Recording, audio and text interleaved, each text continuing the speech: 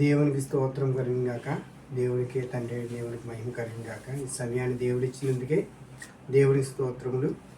కూడి వచ్చి మీ అందరికీ కూడా నా వందనాలు చెల్లించుకుంటున్నాను. యేసుక్రీస్తు వారి నామంలో మీ అందరికీ నా వందనాలు. ఈ సమయంలో దేవుడు క్రీస్తు సువార్తని ఈ వాక్యం ఛానల్ ద్వారాగా దేవుడు మాట్లాడతాడు. ఈ సమయంలో మాట్లాడేది నేను కాదు, ఎందుకంటే దేవుని వాక్యం మన జీవితాలకి ఎంతో అవసరమైన మాటలు, మన బ్రతుకులకి ఎలుగిచ్చే మాటలు.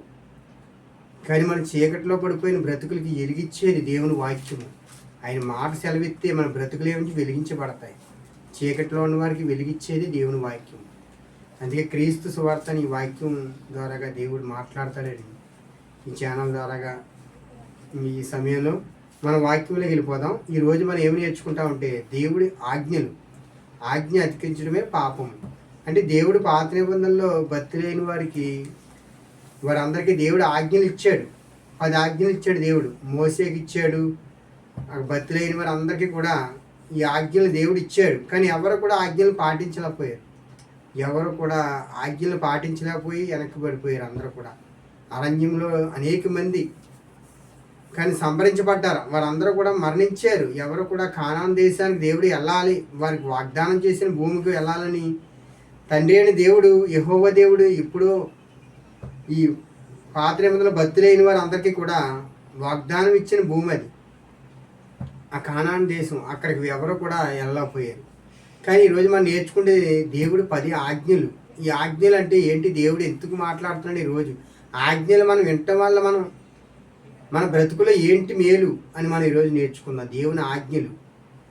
మనం వాక్యంలోకి వెళ్ళే ముందు చిన్న ప్రార్థన చేసుకుని వాక్యంలోకి వెళ్ళిపోతాం. మీరందరూ కూడా కళ్ళు మూసుకోవడమ్మా. మమ్మల్ని అతిమిక్కులుగా ప్రేమించే మా పరలోకమున్న మా పరమ తండ్రి, నీ ఘనమైన శ్రేష్టమైన మీ నామాన్ని బట్టి వందనాలు తండ్రి. ఈ సభలో ఈ మాటల ప్రభువా, మా బ్రతుకుల్లో ఏది అవసరమో తండ్రి మీరే మాట్లాడండి. ఇదిగో ఇక్కడ కూడి వచ్చిన బిడ్డలందరూ కూడా ఈ వాక్యం వింటున్నారు, చూస్తున్నారు. నాతో పాటు ఎవరైతే మోకరించున్నారో, ప్రార్థనలో ఏకీపించున్నారో వారందరినీ జ్ఞాపకం చేసుకోండి దేవా. మా బ్రతుకులకి మా జీవితాలకి ఏ మాటలు అవసరమో మీరు మాకు దయచేయండి ప్రభువా. మీ కార్యములు గొప్పవి, మీ ఆశ్చర్య కార్యములు చేయవాడు ప్రభువా. మా జీవితాల్లో ప్రతిదీ కూడా తీర్చేవాడు, సహాయం చేసే దేవుడివి తండ్రి. మీకు వందనాలు, స్తోత్రాలు. మీరు ఈ సమయంలో కూడి వచ్చిన ప్రతి బిడ్డని మీరు కాపాడండి. వారి బ్రతుకుల్లో ఏది అవసరం ఉందో తీర్చండి దేవా తండ్రి. ఇప్పుడు వాక్యం ద్వారా మా జీవితాలకి మీరే సిద్ధపరచండి. ఏ మాటలు మాకు బయలుపరుచున్నాయో తండ్రి మీరు మాట్లాడండి తండ్రి. మీకు వందనములు, స్తోత్రములు దేవా. మీకు స్తుతులు చెల్లించుకుంటున్నాం తండ్రి. ప్రభు ఏ మాటలు నేను ఇప్పుడు వివరించుతున్నాను తండ్రి. మాటలతో తండ్రి వివరించడానికి జ్ఞానముని తండ్రి నాకు దయచేయండి దేవా. మీకు స్తోత్రములు, మీకు వందనాలు చెల్లించుకుంటూ మా తండ్రి మా దేవా మీకే స్తోత్రములు, వందనాలు చెల్లించుకుంటూ ఈ కొద్ది ప్రార్థన యేసుక్రీస్తు వారి నామములో అడివేడుకుంటున్నాను పరమ తండ్రి, ఆమేన్. మన దేవుని వాక్యంలోకి వెళ్ళిపోదాం. బైబిల్ తీసుకోండి.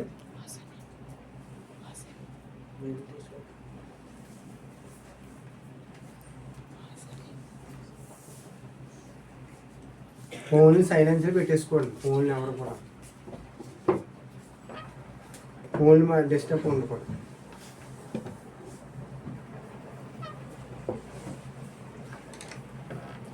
వాక్యంలోకి వెళ్ళిపోదాం. మీరు అందరూ కూర్చోవాలి, మాట్లాడకుండా సైలెంట్. మనం ఈరోజు ఏంటంటే దేవుని ఆజ్ఞలు అంటే పాత నిబంధనలు ఎవరో కూడా ఆజ్ఞలను కూడా దేవుని మాట ఎవరు వినలేదు, ఆజ్ఞలు పాటించలేదు ఎవరు కూడా. పాత నిబంధనలో యెహోవా దేవుడు ఆజ్ఞల కోసం ఎంతగానో చెప్పుకొచ్చాడు. ఈ ఆజ్ఞలన్నీ ఏంటంటే మనిషి ఆచరించలేదు ఎవరు కూడా. పాత నిబంధన భక్తులు ఎవరు కూడా ఆజ్ఞ అతిక్రించడమే పాపము. మొదటగా ఆజ్ఞ అతిక్రించింది ఎవరు అంటే ఆదాం. మనం చాలాసార్లు విన్నాం. ఏదేం తోట అని ఒకటి ఉంది ఆది కాండంలో ఏదేం తోటలోని ఆదాము మొదటి మానవుని చేసింది దేవుడు, యెహోవా దేవుడు. ఆదాముని తీశాడు నేల మట్టితోటి. కానీ ఆదాము ఒంటరిగా ఉండకూడదని ఆదాము పక్క ఎముక తీసి ఒక స్త్రీని చేశాడు. నరుడు ఒంటరిగా ఉండటం మంచిది కాదని ఒక తోడు ఉండాలని అనేక జీవరాశులను జంటలుగా చేసిన దేవుడు ఒక ఆదాముని ఏం చేశాడంటే ఒక పక్క కుడి పక్కన ఎముక తీసి ఒక స్త్రీగా చేశాడు. మొట్టమొదటి మానవుడు ఆదాముని చేసిందే దేవుడు. ఆయనే మహోన్నతుడు, సర్వోన్నతుడు, యెహోవా దేవుడు. ఆయన మన స్వరూపమందు మన పోలికి చెప్పిన నరులు చేద్దామని దేవుడు ఎప్పుడో నిర్ణయించుకున్నాడు. దేవుడు ఈ ఆది కాండంలో కనపడతాయి. ఈ ఆదాము అతిక్రమం చేశాడు. మనం ఆజ్ఞ అతిక్రమించడమే పాపం అంటున్నాం కదా. మొదటగా ఈ ఆజ్ఞ కోసం మనం నేర్చుకుంటున్నాం. ఆది కాండంలో 1:2 మాటలు ఉన్నాయి. మనం ఎన్ని చూడాలంటే అక్కర్లేదు, ఎన్ని రాసుకున్నాం డిఫరెన్స్లు. ఆదాము ఏం చేశాడంటే, ఆదాము అవ్వ కూడా ఏదేమి తోటలో మీరు అక్కడున్న ఫలాలు అన్నీ కూడా వృక్ష ఫలాలు అనేకమైనవి ఉన్నాయి, చెట్లు అనేక ఫలాలు ఉన్నాయి. కానీ మీ చెట్టులో ఉన్న ప్రతి ఫలాన్ని మీరు తినండి, తినవచ్చు అని దేవుడు చెప్తే ఒక తినకూడదని ఒక ఫలం చెప్తాడు. అది మీరు తిని వల్ల మీరు వెంటనే చచ్చిదురు అంటారు, వెంటనే మరణిస్తారు. వారు ఏం చేశారంటే అన్ని చెట్టు ఫలాలు తిన్నారు.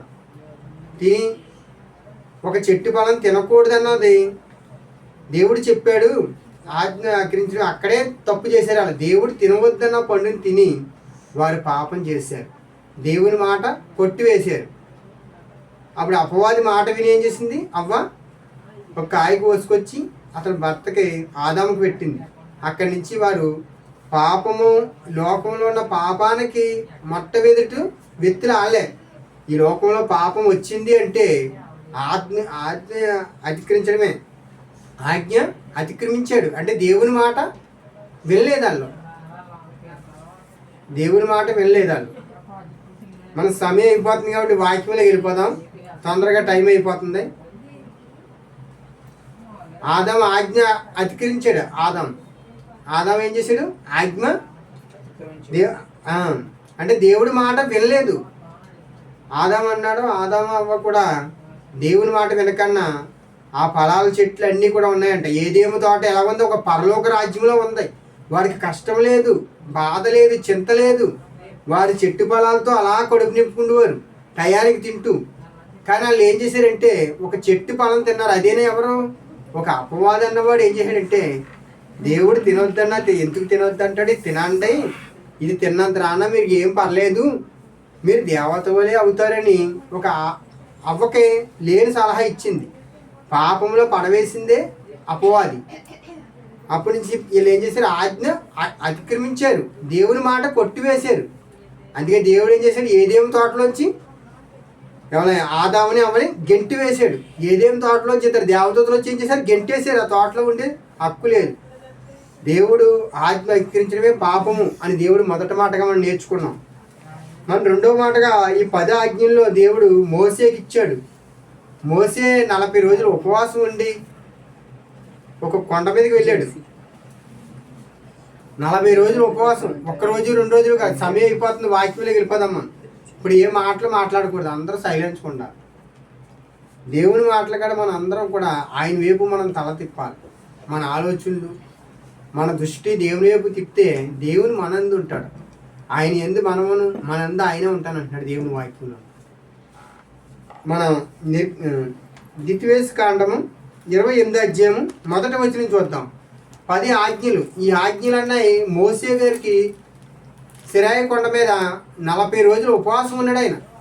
ఎందుకంటే ఈ ఇశ్రాయేలు ప్రజలందరికీ 10 ఆజ్ఞలు ఇవ్వాలి అని దేవుడు ఒక మోసే ద్వారాగా దేవుడు ఇచ్చాడు. ద్వితీయోపదేశకాండము 28 మొదటి వచనం చూద్దాం. నీవు నీ దేవుడైన యెహోవా మాట శ్రద్ధగా విని నేడు నేను మీకు ఆజ్ఞాపించిన ఆయన ఆజ్ఞలన్నీ అనుసరించిన ఎడల నీ దేవుడైన యెహోవా భూమి మీదున్న సమస్త జనముల కంటే నిన్ను హెచ్చించను. చాలు. అంటే ఇక్కడ ఏం చెప్తున్నాడు దేవుడు, ఈ మాటలన్నీ ఎవరు చెప్పారు, ఇశ్రాయేలు ప్రజలైన వ్యక్తులు ఉన్నారు. వీళ్ళందరూ కూడా పాత నిబంధనలో భక్తులైన వారు. ఈ ఇశ్రాయేలు ప్రజలు 40 సంవత్సరాలు నడిచారు. 1 రోజు 2 రోజులు కూడా కాదు, 40 సంవత్సరములు. ఎవరితోటి, మోసేతో నడిచారు. ఎర్ర సముద్రాన్ని దాటారు, అనేక అద్భుతాలు చూశారు. ఆకలి వేస్తుందంటే మన్నాను కురిపించాడు ఆకాశం నుంచి దేవుడు యెహోవా. ఆయన దేవుడైన తండ్రి అయిన దేవుడు ఆయన యెహోవా. అలా ఆకలిగా ఉండరు, నా పిల్లలు ఆకలిగా ఉన్నారని 30 లక్షల మందికి ఆకాశం నుంచి మన్నాను కురిపించాడు, దేవదూతలు తినే ఆహారాన్ని కురిపించాడు, అన్ని అద్భుతాలు చూశారు. కానీ ఎవరు కూడా, ఏ వ్యక్తి కూడా ఏం చేశారు? వీళ్ళు ఆజ్ఞలు పాటించలేదు. దేవుని ఆజ్ఞలు ఎవరు కూడా లెక్క చేయలేదు, దేవుడికి భయపడలేదు. వీళ్ళందరూ ఏమైపోయారు తెలుసా? ఒకానొక దినం దేవుణ్ణి ఎంతగానో వాళ్ళు నడిపించాడు. 40 సంవత్సరాలు నడిపించాడు. ఒక రోజే 2 రోజులా 40 సంవత్సరములు. వాళ్ళ చెప్పులు అరగలేదు, బట్టలు మాయలేదు. కానీ అలాంటి స్థితిలో కూడా దేవుడు అగ్నిస్తంభంగా ముందుగా నడిచిపోడంట. రాత్రి వెన్నెల దెబ్బయు పగటి ఎండ దెబ్బయు తగలకన్నా ఇశ్రాయేలు ప్రజలను కాపాడాడు దేవుడు తెలుసా? ఈరోజు నిన్ను నన్ను కూడా కాపాడే దేవుడు ఆయన. నిన్ను నన్ను ఎలా కాపాడతాడు? మనకు రాత్రి అయినా పగలైనా ఒక అండగా కాపాడతాడు. ఎందుకంటే నువ్వు ఆజ్ఞలు పాటించుకోవాలి, ఆయనకు లోబడమంటున్నాడు దేవుడు. ఆయన ఎందుకు మనం ఎలా ఉండాలి? భయభక్తులుగా నడుచుకోమంటున్నాడు. ఈ ఇశ్రాయేలు ప్రజలకు ఎవరికి కూడా భయం లేదు, భక్తి లేదు, దేవుడు అంటే లెక్క లేదు. వారందరూ కూడా దేవుని మాటలు లెక్క చేసేవారు కాదు. ఈ ఆజ్ఞలు ఎందుకు ఇచ్చాడంటే, ఈ 10 ఆజ్ఞలు దేవుడి ఎదలు వీళ్ళు తిరిగితే కానాను అనే దేశం, ఆ పాలు తేనెలు ఉన్న దేశానికి వీళ్ళు వెళ్ళాలి అని వాగ్దానం చేశాడు దేవుడు. వీరందరూ కూడా ఒక్కరు కూడా వెళ్ళలేదు. వీరందరూ ఏమైపోయారు? నశించిపోయారంట. దేవుని మాట లెక్క చేయక, దేవుని మాట వినకన్నా ఇన్ని అద్భుతాలు చూశారు. ఇలా దాహం తీర్చాలంటే ఒక బండను కొడితే మోసే గారు బండను కొట్టగా ఏమైంది? నీళ్ళు వచ్చినాయి. నీరు తాగడానికి నీరు లేదు. 30 లక్షల మందికి నీళ్ళు కావాలంటే ఆ బండను కొట్టగా నీళ్ళు వచ్చినాయి. ఇన్ని అద్భుతములు చూసిన వారు ఇశ్రాయేలు ప్రజలు దేవుడి ఆజ్ఞలు పాటించలేదు. ఈరోజు నువ్వైనా నేనైనా కూడా మన దేవుని ఆజ్ఞలకు లోబడాలి. దేవుని మాటకు మనం వింటిని వల్ల మనం ఏమి నేర్చుకున్నాం? ఈరోజు దేవుని ఆజ్ఞలు. మొదటగా మనం ఏమి నేర్చుకున్నాం? ఆజ్ఞ అతిక్రమించడమే పాపము.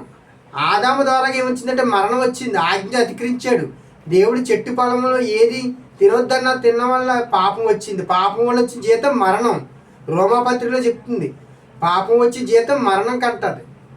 పాపం వచ్చి జీతం మనకు మరణం కంటది. అది అందుకే మన పాపం వల్ల వచ్చి జీతాన్ని దేవుడు సిద్ధపరిచాడు మరణం కింద. ఈ ఆజ్ఞ అతిక్రమించాడు మొదటగా ఆదాం. ఈ ఆజ్ఞలన్నీ కూడా, ఈ 10 ఆజ్ఞలన్నీ కూడా దేవుడు ఏం చేశాడంటే, ఈ ఆజ్ఞలన్నీ కూడా మోసే గారికి ఇచ్చాడు.